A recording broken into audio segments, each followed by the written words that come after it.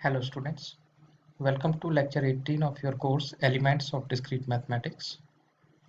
In this lecture, we study spanning tree, weighted graphs and directed graphs, minimum spanning tree, Prim's algorithm, and Kruskal's algorithm for obtaining a minimum spanning tree from a given weighted graph. So first is the definition of a spanning tree. Let G be a simple graph. A spanning tree G is a subgraph of G that is a tree containing every vertex of G. In the last lecture, we have already discussed the definition of a tree. You know, a tree has no circuit. A tree has no circuit. So here in this particular graph given in figure 1, you can see that there are many circuits. Three circuits are appearing obviously, and from these three circuits we can also obtain more circuits. So the definition of spanning tree says that a spanning tree of a graph G is a subgraph of G. It must have two properties. Number one, it is a tree, and it must contain every vertex of G. It must contain every vertex of G. For example, from this graph given in figure 1, if you want to obtain the spanning tree, I am stating the example here, find a spanning tree of the simple graph G shown in the above figure. So here in this case you can see that we can obtain a spanning tree from this graph. You can means the spanning tree of this graph must consist all these vertices A, B, C, D, E, F and G, and it must be a tree also. So let us see how we obtain it. For example, you can see when we remove this edge AE, the vertices are there, still it is not a tree. So again break one of the circuit, so we are removing the edge EF. So when we remove the edge EF, you can see we are left with the graph given in figure 1b. Further in 1c, if we remove the edge CG means this edge, if this edge is removed, then we get this type of the graph. Now just look at this graph given in figure 1c. Can you see any circuit here? Definitely not. There is no circuit at all. And it is also having, or it is also, you can see in this graph that all the vertices of the graph given in the statement are present here, A, B, C, D, E, F, G. So you can see A, B, C, D, E, F, G are present there. So you can say now this graph given in 1C is a tree, and it consists all the vertices of the graph given in the statement. So this graph given in the figure 1c is a spanning tree corresponding to the graph given in the figure 1. So I think the definition of spanning tree is clear. Then we come to weighted graphs. What is a weighted graph? Often a time we label the vertices of the edges of a graph by some numerical value. Then such a graph is called a weighted graph. That means if we are presenting some graph with respect to some system, then in that system, suppose we are writing, suppose like that, let this is vertex v1, and let's suppose here is the vertex v2, and suppose some numerical value, suppose 5, 7. It depends on the system what kind of, up to what level we should assign the values to this, to an edge of a graph. So such a graph is called a weighted graph. For example, in the www, in the World Wide Web, the graphs we can see the directed graphs, directive multigraphs, and unweighted graphs. So where does this weighted graph exist? The presence of weighted graphs or a telephone call system can be modeled as a weighted graph. For example, a person P1 is giving a mobile call to the person P2. So two things are there. A person P2 may be some family member of this person P1, and suppose is giving the call to person P3, and he may be some uh, unknown person, and or the person whom this P1 is met one or two times, so and is not knowing much about the person P3. So definitely when P1 is calling P2, if he or she is a family member, then definitely the length of call may be more. So suppose I can put the length of call here as a weight. Maybe he or she is a family member, P2 is a family member of P1. The call may last for 30 minutes or 1 hour and so.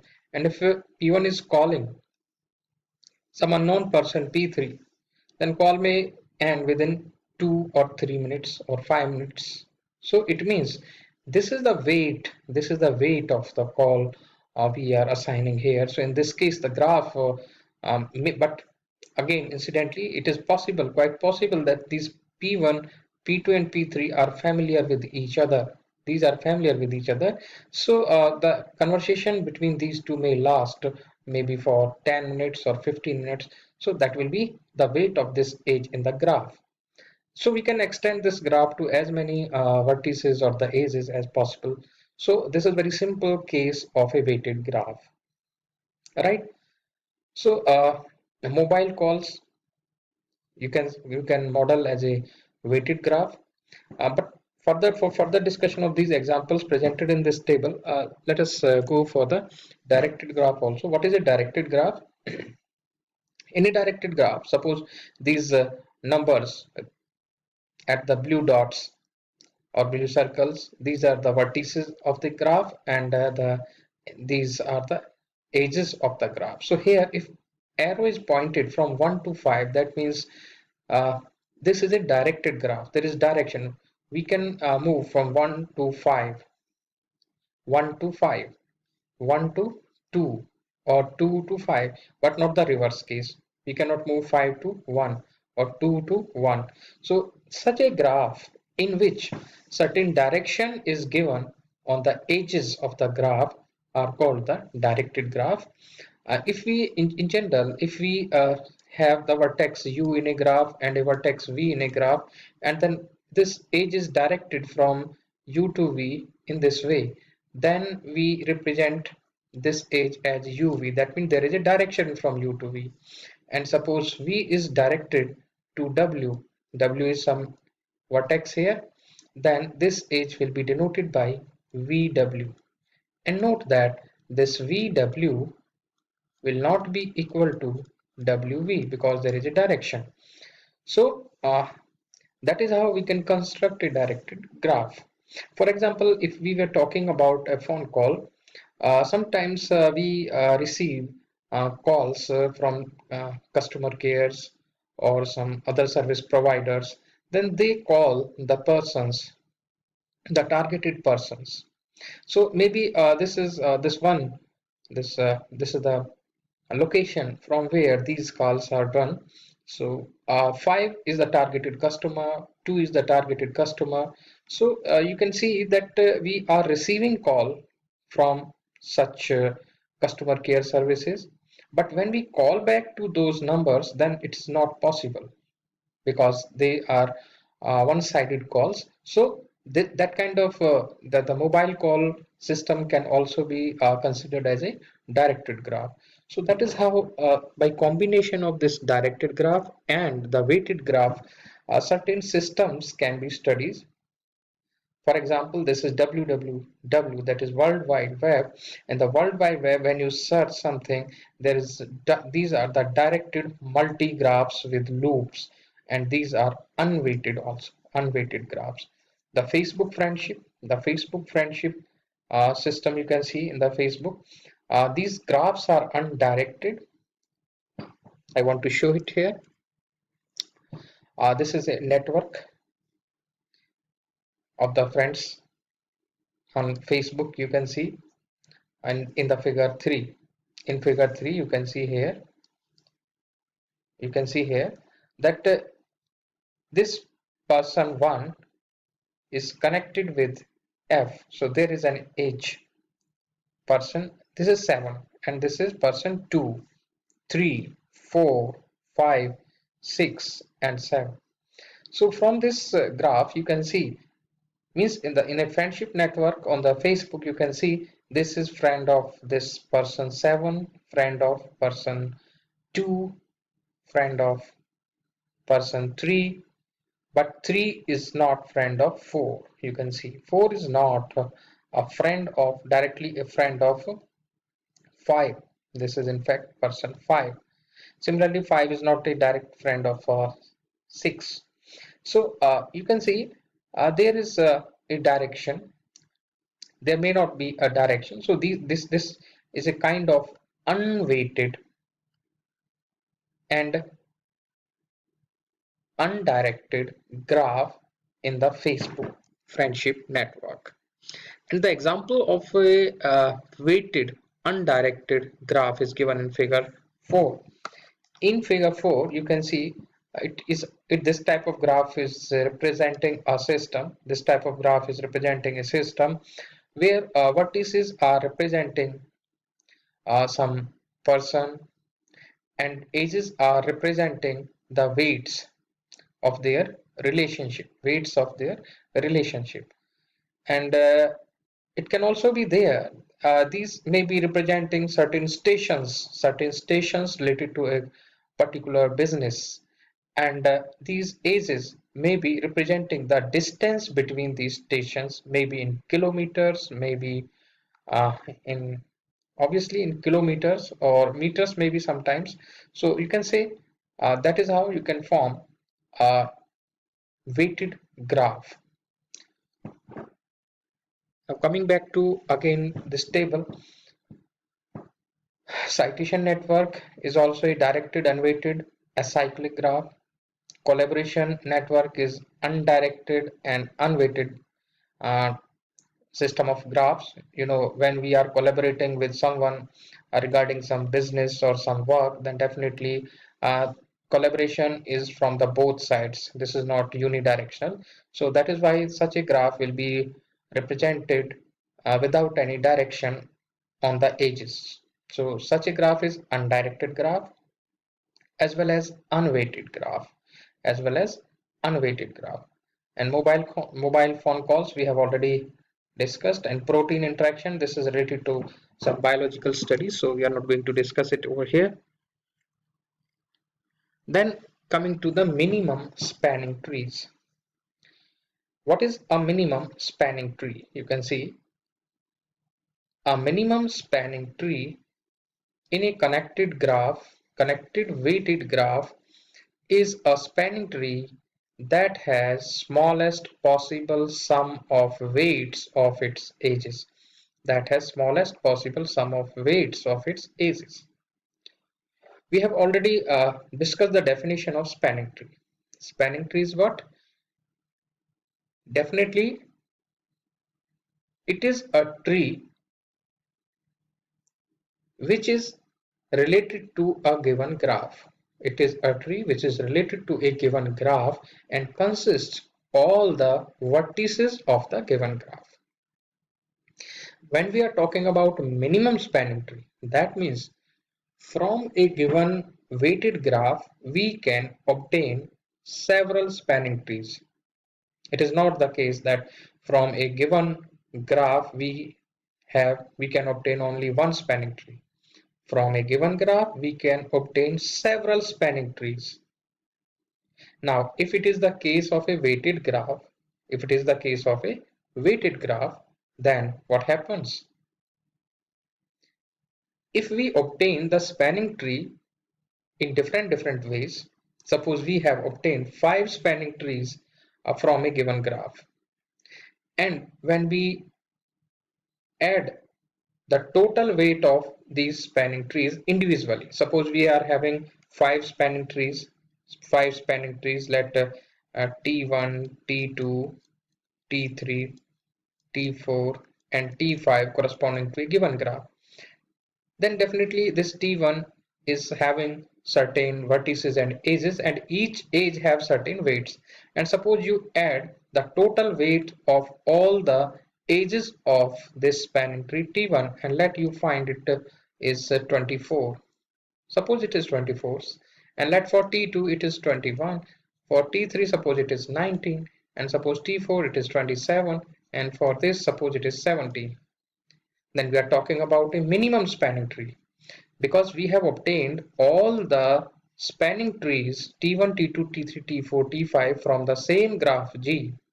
But the weight of these spanning trees, some of the weights of all the edges of these spanning trees is different. For example, for T1 it is 24, for T2 it is 21, for T3 it is 19, for T4 it is 27, and for T5 it is 17.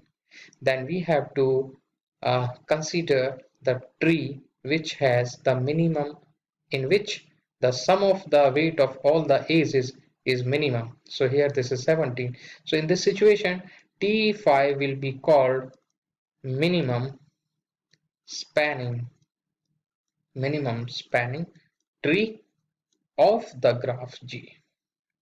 So there are certain procedures uh, through which we can obtain the minimum spanning tree corresponding to a given graph, given weighted connected graph. So here we are describing one procedure, that is the Prim's algorithm or Prim's method for obtaining a minimum spanning tree of a given weighted connected graph. So what happens in the Prim's algorithm? Let us see. Let G be a connected weighted graph with n vertices v1, v2, n vertices v1, v2 and vn. Then the first step in this algorithm, first we arrange the given weights of the edges of G in an n by n table. How we arrange? The weights of non-existent edges. If there is no edge exist between two particular vertices, then the weight of that edge may be considered as very large and we put infinity. And the diagonal elements are always empty, so we put just a dash on the diagonal. Now step 2, start from the vertex v1 and connect it to the vertex which has the smallest entry in row 1 of the table. Let the vertex vk, now let this vertex is vk. Now we consider a subgraph with vertices v1 and vk and an edge between them. We put an edge between them. Step 3, connect this once you obtain this graph with two vertices and one edge, then connect this subgraph to a vertex other than v1 and vk that has the smallest entry among all entries in row 1 and row k. For example, it is 1 because of this and k because of this. Let this new vertex be vi. Now in this way you have obtained three vertices v1, vk and vi. Now you have got a subgraph of the given graph with vertices v1, vk and vi. That means now the subgraph is having three vertices and two edges, and this is definitely a subgraph of the given graph. Now what you do, continue the process until on all n vertices have connected by n-1 edges, and in doing so, because every time we are connecting a subgraph to a new vertex with a minimum weight, But in doing so, sometimes you may find two or more vertex with the same weight. So that gives the situation of tie. And if there is a tie, means you are getting more vertices of same age than the smallest entry, then the tie may be broken arbitrarily. That means it is your choice. You can consider any one of those vertex. So the method will be more clear with the help of this example. So example is here. Using Prim's method, obtain the minimum spanning tree. Obtain the minimum spanning tree of the weighted graph given in this figure 5. So here in this figure 5, you can see we are given a weighted graph. There are 6 vertices V1, and this is in fact V2, and this is V3, this is V4, and this is V5 and vertex V6. So in this graph you are having 6 vertices, and weight of each of the edge is given. For example, this is V1, V2 is 4, V this vertex and this edge V2 to V4 is 5, etc., etc. So you are having a weighted graph with 6 vertices, and from this graph you have to obtain the minimum spanning tree using the Prim's method. So you have seen that in the Prim's method your first step is to construct an n by n table, or you can say the matrix, in such a way that you arrange the weights of the edges in G, and if there is no edge between the two vertices, then you just put infinity and diagonal elements are empty. So let us do this, how it happens. I am again representing the figure over here. Obviously I mentioned that it is number 2, and this is vertex 3, 5, 6, and this is V4. So we are writing V1, V2, V3, V4, V5, V6, V1, V2, V3, V4, V5, V6. As I mentioned, at the diagonal, you just put dash, that there is no entry at all. Because in a simple graph, you cannot connect V1 with V1, V2 with V2. That is why the diagonal entries will remain empty. Further, now you start. Suppose you are, do you have any edge between V1 to V2? We have between V1 to V2, you can see here V1 to V2 we have an edge and its weight is 4. So that is why we are putting here 4. Now let us see, is there any edge from V1 to V3? V1 to V3, V3, sorry, this one, V1 to V3 is edge and the weight is 2. So that is why we are putting 2. V1 to V4, V1 to V4 is like this, but between V1 to V4 there is no direct edge. Therefore, we put infinity here. Now, do we have any edge from V1 to V5? Definitely we are having V1 to V5. This is V5, V1 to V5. The weight is 3. In this case, weight is 3. So we are putting here 3. Now, V1 to V6, V6, there is no direct edge. So you can say here we put infinity. Now we start from V2, V2 to V1, V2 to V1. So the same we have already discussed, the same thing will be there. Obviously this matrix will be a symmetric matrix, you can see. So V2 yeah, V2 to V1 is 4, V2 to V2 will be kept empty, V2 to V3, V2 to V3 there is no direct edge, so we are putting infinity. V2 to V4, V2 to V4 definitely there is an edge, so the weight of this edge is 5, so we are putting 5. Further, V2 to V5 and V2 to V6 there is no direct edge, that is why we are putting infinity over here. In this manner, construct this whole matrix or the table here in this case. So that was our first step. Now in the second step, what we do, as mentioned in the algorithm, we start with vertex V1. We are starting from the vertex V1 and pick the smallest entry in row 1. In row 1, what is the smallest entry? Is 2, and it is corresponding to V3. means which is corresponding to the pair v1 v3. So in this way we construct a graph with two vertices v1 and v3, means v1 and v3, and the weight of this edge is v2. So our first step gives us this kind of situation. The first step, this is given graph, this is our first step. Further,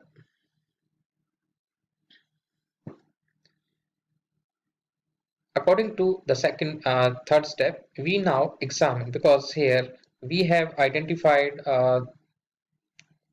v1 and v3, and we have obtained a subgraph with two vertices v1 and v3. Now we have to connect this subgraph to the third vertex. Let us see how to identify the third vertex. You see v1 and v3, two rows, means for first and third. We have identified two rows. This is first and this is third. Now in first and third, in totality, identify the vertex which has identified the entry which is minimum. So here 4, 2, 3, and v3 you have 2, 1, 6 and 3. So I'm getting here 1, means in the row v1 or in the row this v3 we are having the minimum entry is 1 and it is with v4. So I can say the smallest entry which is v3 v4, we are getting it for v3 v4, and thus we have a subgraph with vertices v1 v3 and v4. And how it look like, because now we should connect here v1 to v3 and then v3 to v4. So next subgraph will be v1 v3 v4 with the weight of the edges 2 here and 1 here. So how it appears, this is our second case. So now how we should identify the next vertex. So here we have 1, 3 and 4. Now from the rows corresponding to v1, v2 and v3, from for the rows corresponding to v1, v3 and one more we have identified is v4. From these three rows identify the minimum entry and should avoid the same combination which gives you the earlier obtained edges. So here I can identify 1 is there, but 1 will give you v4 v3. 1 will give you the combination v4 v3, but v3 v4 we have already obtained, so we cannot consider this, so omit this. Now this is 2 is corresponding to 3 1, but it has been already considered, so we cannot consider this. The next is 3, entry 3 is here. This is corresponding to v3 v6, and similarly here also 3. This is corresponding to v1 v5. So we are getting v3 v6, and here v1, means we have identified two entries and both are equal. I can consider v3 v6, and I can also consider v1 v5. So it is a case of tie, so we can consider any one of these. Suppose we are considering here, let us see in the graph, we are considering v5 in fact. So here we are considering v1 v5 v1 v5 v1 v5 we are considering here. So that way, so far the graph was having three vertices v1 v3 v4, and now we have additionally got this vertex v5. So this vertex v5 and we identify, so this is case 3, step 3 in case you can say. This is third situation. We have identified V5 with the weight 3, with the weight 3 here, right? Similarly, from this graph we have V1, V3, V4, V5. Now from the rows corresponding to V1, V3, V4 and V5, again identify a vertex with the minimum entry so that we can get the next, you see the vertex here. So in this way we will be able to obtain that it will be V6 in the next case, 4, and after that we again identify. So in the next step we will obtain V2. So finally the spanning tree for this given graph comes out like this by following the Prim's method. And if you take the sum of the vertices, sum of the edges of all the, sum of the weights of all the edges, so you can say 4 plus 1, 4 plus 1 plus 2 plus 2 plus 3. So this is 5, 7, 9 and 3, 12 units. So if you construct any other spanning tree from the given graph, then definitely the weight of that would be greater than or equal to 12. So this is the minimum spanning tree corresponding to the given graph in the figure 5. Now we consider the same example and we solve it using the Kruskal's algorithm. Same example with the help of Kruskal's method or Kruskal's algorithm. So I am not mentioning the steps here. This is a very simple one. I directly explain it here. We first list all the edges of the given graph in order of decreasing weights, in order of decreasing, non-decreasing weight. In fact, non-decreasing means it can be increasing. So the smallest is, you can say V1, smallest is weight is this. So this is corresponding to V3, V4, V3, V4. And then we can have V1, V3, its weight is 2, and V5, V6, its weight is 2. So in this manner, we put the vertices, we consider the edges by increasing order of weights. Then first we select the edge V3, V4, whose weight is minimum, So we put the green color here. Next we select the edge V1, V3. It will be the next minimum weight V1, V3. So it is actually this one V1, V3. So that is why again we are putting the green color here. So I have marked this as green color here and this one. The next minimum, obviously the weight 2 is there, V1 to V3 as well as for V5 to V6. So we could have chosen this one or this one, both, because if in case of a tie we can take the arbitrary decision. First either we put the green color here or here. So I am here putting green color here first. Then take the next minimum. Obviously the next minimum will be 2. The next minimum is 2. So we are considering it. It's V5, V6. Now go for the next minimum. The next minimum is V1 to V5 or this one V3 to V6. Okay.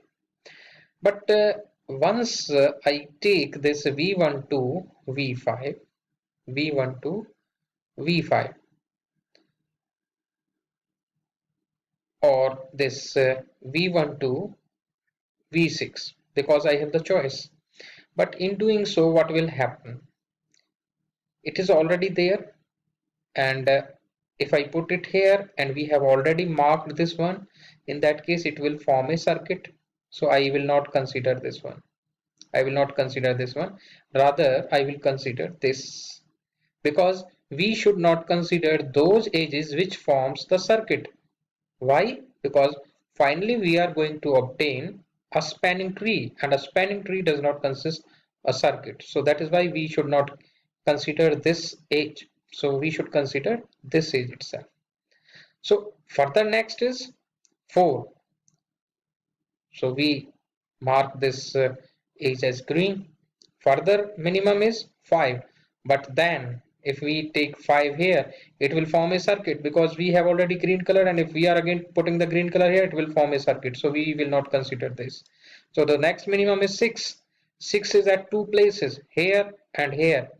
If we mark either of these, if I mark this as green color, it will form the green color here. If I mark this, it will form the green color here. The circuit is there. So we should not consider this as well as this. So finally, the spanning tree comes out like this as given here in this figure. This is V3, V2, this is V2, this is V4, 6 and 5. So this is the spanning tree using the Kruskal's algorithm. Similarly, you can obtain the spanning tree here. This is the graph given between certain cities and the weights of the ages here. For example, $2,000 is the monthly lease cost of the lines in the computer network. So you can obtain the spanning tree either by the Prim's algorithm or by the Kruskal's algorithm. So it will be like this when you solve this math. So you can see this blue, light blue color line edges. You can see all the vertices have been covered and connectivity is there. It is forming a tree. So this is the minimum spanning tree of this weighted graph given in this figure 1. You can apply either of the algorithm, either Kruskal or the Prim's algorithm. So these are the exercise related to these problems. In the following, find the spanning tree for the graph shown by removing the edges in the simple circuits. You find the spanning tree for each of these graphs. Draw the spanning tree of the given simple graphs here in question 5 and 6. In the exercise 7 and 8, use the Prim's algorithm to find the minimum spanning tree for the given weighted graph. So that is it about this lecture. Thank you.